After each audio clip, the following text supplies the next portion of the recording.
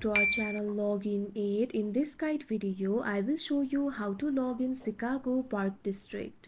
So first of all, what you have to do is launch open Chicago Park District application. If you do not have this application, you can download it from Play Store and App Store.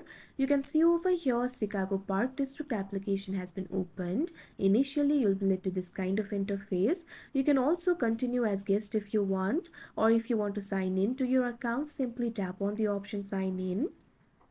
Now you can see over here you'll be led to the sign in interface. From here you'll be able to sign in to your account. All you have to do is provide the credentials. So first of all, enter the username. Now enter your password. If you've forgotten your password, tap on the option forget password and you'll be able to reset it. Otherwise, simply enter your password. If you want to check your password, tap on the eye icon and you'll be able to see your password. Now after doing that, what you have to do is tap on the sign in option that you can see on the screen. After that, you'll be logged into your account. So that is how you log in Chicago Park District account. I hope you found this video helpful. Thank you for watching. Make sure to like, share and subscribe to our channel.